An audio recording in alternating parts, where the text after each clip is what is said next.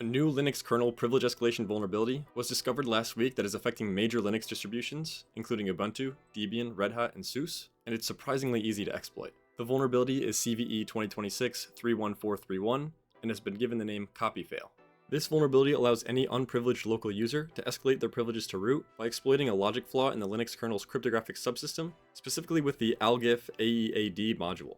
According to the vulnerability research team at Zint.io and Theory, the vulnerability allows for an unprivileged local user to write 4 controlled bytes into the page cache of any readable file, and use that to gain root on pretty much any unpatched Linux system. Exploits for this vulnerability, which there are multiple proof of concepts on GitHub right now, which we'll dive into a little bit later, are triggering the write operation to the kernel's cache copy of user bin su, and they're injecting shellcode, which is then able to run as root. The reason why this vulnerability is such a big deal is because the vulnerable code was accidentally added to the Linux kernel all the way back in 2017, and all of the major Linux distributions are using this Linux kernel, so this means that pretty much every modern Linux system around the world is vulnerable to this local privilege escalation vulnerability if they were built in 2017 or after, and have not yet been patched. The attack surface for this is just so large that if an attacker is able to get a foothold on pretty much any Linux system, they'll be able to root the system as well, and pivot further into your network. So I can foresee many news articles coming out in the future of unpatched Linux systems getting completely taken over because of malware kits that are using this new vulnerability, but I guess we'll just have to wait and see. Now granted, an attacker will still need to be able to get a foothold onto your system in the first place, but once they're on there, there's a decently high chance that the system is unpatched and root is as good as theirs. Now let's take a look at a couple of proof of concepts. The one that I see floating around the most is this one by Theory-io, and it includes a very basic Python script that's only 10 lines of code, but like I said, the impact is absolutely massive. Here I've taken this proof of concept and opened it in a code editor on my Kali Linux machine, and all I've done is spaced it out a bit and added some comments explained to me by Gemini to try and understand the exploit a little bit better. Now take this explanation of this script here with a grain of salt, because this script is written to be as small as possible, and I'm no exploit developer by any means, so some of this stuff is a little bit over my head. But in this first line here, it's pretty self-explanatory. We're just importing the OS, zlib, and socket Python modules. And then this first D function that we're defining is a helper function that takes in hex and converts it into raw bytes. So this will be used later in the code to switch between different data formats. Next, we're defining the C function, which takes in arguments F, T, and C. And within this function, we are first opening an AF-alg socket, which is a specialized Linux socket used to communicate with the kernel's internal cryptography API. And then we're telling the kernel we want to use a specific type of authenticated encryption,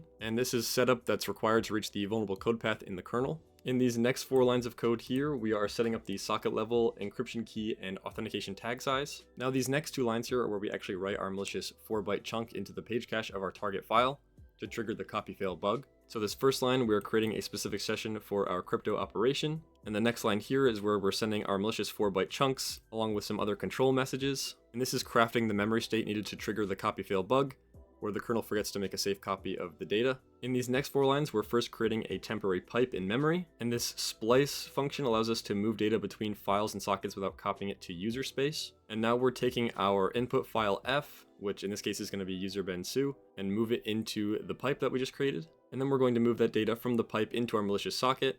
And because of the bug, instead of just reading the file, the kernel allows the socket's data to overwrite the file's memory or page cache. So we can basically overwrite user bin su in memory without needing to have write access to the file on disk. Now it's time to set our target file F to user bin su. So we're opening that file, and even though we don't have permissions to write to that file on disk, we can read it into memory. And then we're setting our counter I to 0, and then we're setting the variable E to decompress a hex string into actual machine code. And this hex string is a patched version of the su binary that bypasses the password check, so we don't even need to know the user's password to escalate to root. And then down at the bottom here, we're looping through our malicious code 4 bytes at a time, calling that C function that we defined earlier to inject each chunk into memory of user bin su. And then finally, we execute the su binary, and since this version of su is sitting in RAM or memory and has been patched by the script, it no longer asks for a password and grants us an immediate root shell. So let's go ahead and test out this proof of concept. In this video directory, I just have the exploit, which we can cat out, and I'll show you that it's the same one that I just showed you in Visual Studio Code, comments and all. I'm currently just the unprivileged Kali user at the moment, and if we run the script with normal privileges, just using Python 3 without sudo, we see that we get the infamous root hashtag. And if I who am I, we see that I am root, and I've owned my own Kali Linux system. Another proof of concept that I was able to find, which was actually the one I found prior to the 10-liner, was this one by rootsecdev.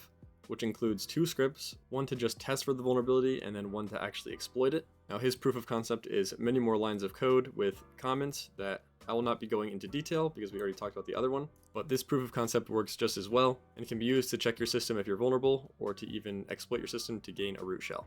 Now let's talk about everyone's favorite, detections and mitigations. Obviously the first thing you should do if you can is patch your systems. However, patches may not be available just yet depending on your Linux distribution, or perhaps you have to go through a change control process at your company before you can start patching any Linux systems. So in the meantime, if you can't patch your systems quite yet, you should be monitoring for any unexpected SUSE attempts from low privileged accounts. And this can be done by monitoring the varlog auth.log file and varlog secure log file. Another thing you can do to try and detect this exploit is looking for any unexpected kernel crashes, panics, or log entries referencing the algif AEAD module.